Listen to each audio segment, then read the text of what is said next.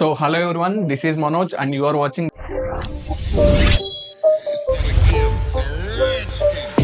ఈ వీడియోలో మన దగ్గర ఉన్న ల్యాప్టాప్ వచ్చేసి Samsung Galaxy Book 4.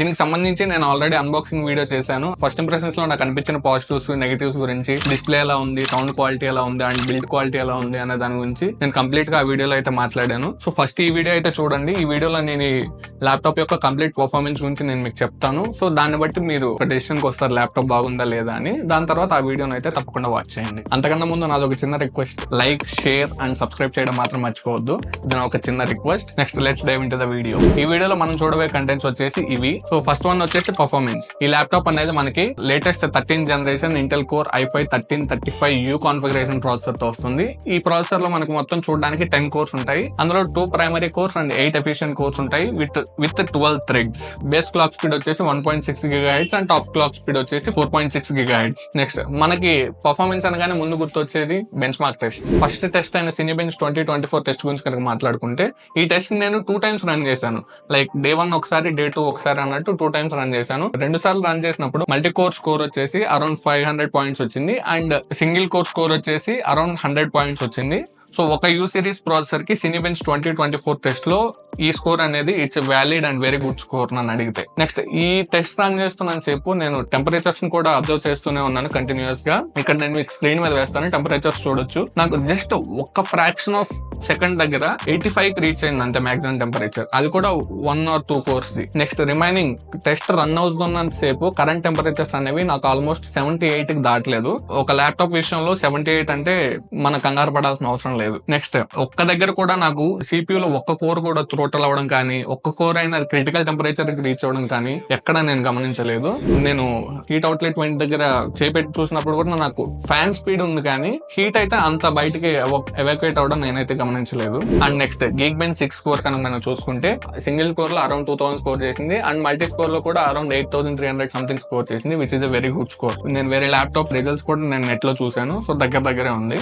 Next final గా one of the main important test PC Mark 10 test results కనుక మనం చూసుకుంటే, ఎందుకు నేను ఈ టెస్ట్ ఇంపార్టెంట్ అంటున్నానంటే, ఈ PC Mark 10 టెస్ట్ అనేది మన ల్యాప్టాప్ బేసిక్ టాస్క్ ని ఎలా రన్ చేస్తుంది, మీడియం టాస్క్ ని ఎలా రన్ చేస్తుంది and high end task like video editing ని ఎలా రన్ చేస్తుంది అనే దాన్ని గురించి ఒక కంప్లీట్ స్కోర్ అనేది మనకి ఇస్తుంది. సేమ్ నేను ఈ PC Mark 10 టెస్ట్ ని కూడా సినీబెంచ్ లానే 2 times రన్ చేశాను, లైక్ డే 1 డే 2 అన్నట్టు. ఫస్ట్ టైం ఏమో అరౌండ్ 5190 సంథింగ్ వచ్చింది అండ్ సెకండ్ టైం కూడా అరౌండ్ 5200 చేంజ్ వచ్చింది, which is a very good score for you series processor. నేను వేరే ల్యాప్టాప్స్ లో H సిరీస్ ప్రాసెసర్ ఉంది, దాని రిజల్ట్స్ చూసినప్పుడు PC Mark 10 test around 5900 something వచ్చింది. అది Gen 3 SSD తో వస్తుంది. బట్ స్టిల్ ఈ ల్యాప్టాప్ కి ఈ స్పెసిఫికేషన్స్ తో 5200 అంటే ఒక యూ సిరీస్ ప్రాసెసర్ కి it's a valid score. So performance విషయంలో ఈ ల్యాప్టాప్ గురించి ఒక సింగిల్ వర్డ్ లో చెప్పాలంటే it's a big tick mark. ఎక్కడ కూడా ఫ్లాస్ అనేది నేను అయితే అబ్జర్వ్ చేయలేదు. అంతేకాకుండా ఈ PC Mark 10 టెస్ట్ లో కూడా నేను టెంపరేచర్స్ అబ్జర్వ్ చేస్తూనే ఉన్నాను. సేమ్ నాకు ఎక్కడ కూడా 80 క్రాస్ అవడం నేను చూడలేదు కరెంట్ టెంపరేచర్స్ అనేవి. అండ్ ఆల్సో నాకు ఎక్కడ CPU థ్రోట్లింగ్ లేదు, CPU క్రిటికల్ టెంపరేచర్ కి రీచ్ అయిన దాఖలాలే లేవు.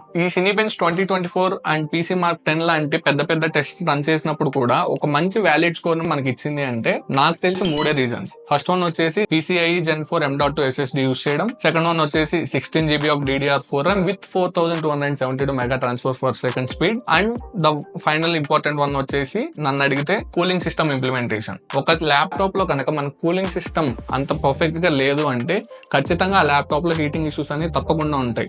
మనం హీట్ అవుట్లెట్ వెంట దగ్గర చేయి పెడితే మనకు సర్రం ఉంటుంది కూడా. ఖచ్చితంగా మనం కొంచెం ఎక్కువ హీట్ ని అబ్జర్వ్ చేస్తాం కూలింగ్ సిస్టమ్ ఇంప్లిమెంట్ అయిన కనుక సరిగా లేకపోతే. సో నేను ఈ సిస్టమ్ లో అటువంటిది దేన్ని నేనైతే ఫేస్ చేయలేదు టెస్ట్ రన్ చేస్తూ చేస్తున్నాను సేపు. సెకండ్ వన్ వచ్చేసి బ్యాటరీ. నాకు తెలిసి ఇప్పటికే వీడియో లెంత్ అయిపోయి ఉంటుంది, సో క్విక్ గా వైండ్ అప్ చేస్తాను. సెకండ్ వన్ వచ్చేసి బ్యాటరీ. ఇది మనకి 54 వాట్ బ్యాటరీ కెపాసిటీతో వస్తుంది with 45 watt type C to type C travel adapter. So నాకు ఎందుకు 45 వాట్ తక్కువ కెపాసిటీ చార్జర్ ఏమో ఇచ్చారు మనకి అనిపించింది. బట్ స్టిల్ ఇట్ సామ్సంగ్ మనకి ఎప్పుడు ఫాస్ట్ ఛార్జింగ్ అయితే ఇవ్వదు, బికాస్ లాంగ్ రన్ లో బ్యాటరీ కెపాసిటీని విత్ హోల్డ్ చేయడానికి ఫాస్ట్ ఛార్జింగ్ మేము ఇవ్వము అని చెప్తుంది సామ్సంగ్. అండ్ నేను దీని బ్యాటరీ టెస్ట్ చేసినప్పుడు 11 to 100% ఛార్జ్ అవడానికి నాకు ఆల్మోస్ట్ 2 hours ఆఫ్ టైం తీసుకునింది. అండ్ బ్యాటరీ డిశ్చార్జింగ్ విషయానికి వస్తే 2 hours కంటిన్యూస్ గా క్రోమ్ లో ఆల్మోస్ట్ 10 tabs ఓపెన్ చేసి పెట్టాను. ఐ మీన్ ఏదో సర్చ్ చేసి 10 tabs అలానే ఓపెన్ చేసి పెట్టి అండ్ ఇంకో ట్యాబ్ లో యూట్యూబ్ రన్ చేశాను. ఒక 1 hour కంటిన్యూస్ గా రన్ చేశాను. 24% బ్యాటరీ అయితే డ్రాప్ అయింది. అండ్ ఇంకొక 40 minutes వచ్చేసి సిస్టమ్ అప్డేట్ లో పెట్టాను.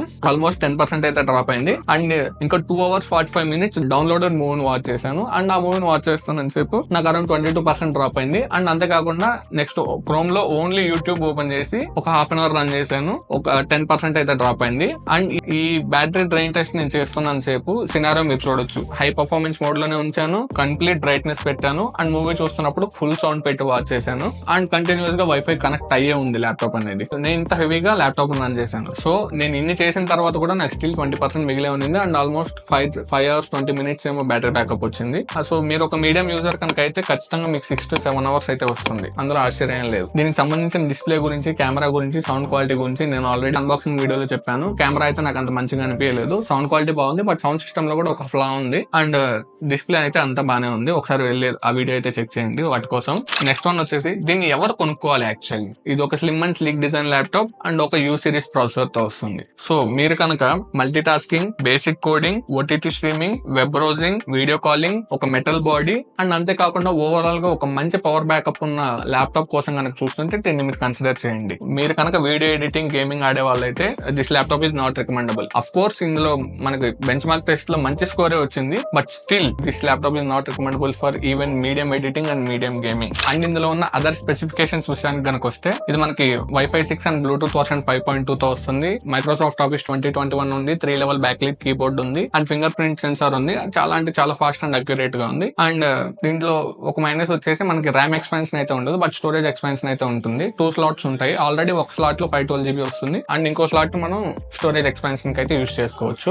మై ఎక్స్పీరియన్స్, నేను దీన్ని ఆల్మోస్ట్ ఒక 5 days నుంచి యూస్ చేస్తున్నాను. నేను chrome tabs, multiple tabs open చేసి మల్టీ టాస్కింగ్ చేశాను, వెబ్ బ్రౌజింగ్ చేశాను అండ్ క్యాన్వాలో బేసిక్ ఎడిటింగ్ చేశాను. నాకు ఎక్కడైతే ప్రాబ్లం అనిపించలేదు. అండ్ అప్లికేషన్స్ కూడా త్వరగానే ఓపెన్ అవుతున్నాయి. ఇది మనకి 60 Hz రిఫ్రెష్ రేట్ తో వస్తుంది డిస్ప్లే అనేది. ఇక ప్రైసింగ్ విషయానికి కనుక వస్తే ఇది మనకి రీసెంట్ గా జరిగిన ఫ్లిప్కార్ట్ సేల్స్, ఈ సేల్స్ లో మనకి 8 GB వేరియంట్ అనేది 57,000 కి వచ్చింది. అండ్ 16 GB వేరియంట్ అనేది అరౌండ్ 60K కి వచ్చింది. బట్ దీని యాక్చువల్ ప్రైస్ వచ్చేసి వెబ్సైట్ లో చూసినప్పుడు అరౌండ్ 70 something ఉంది. ఆ ప్రైస్ కి ఇది అయితే వర్త్ కాదు. ఆ ప్రైస్ లో మనకి హెచ్ సిరీస్ ప్రాసెసర్స్ వస్తాయి, మంచి పర్ఫార్మెన్స్ ఉన్న ల్యాప్టాప్స్ కూడా వస్తాయి. సో ఫ్లిప్కార్ట్ సేల్స్ లో ఏ ప్రైస్ కి అయితే వచ్చిందో ఆ ప్రైస్ కి కొనడానికి ట్రై చేయండి, ఒకవేళ మీరు కనుక కొనుక్కునే విధంగా అయితే. నెక్స్ట్ ఈ ల్యాప్టాప్ వచ్చేసి మా ఫ్రెండ్ ది, వాడి name TV Ajay Kumar. And నా మీద నమ్మకంతో నాకు ఈ ల్యాప్టాప్ ఇచ్చాడు. And big thanks to him. This is all about the laptop review. నా రివ్యూ కనుక మీకు నచ్చితే తప్పకుండా లైక్ చేయండి, షేర్ చేయండి. Thanks for watching. Signing of.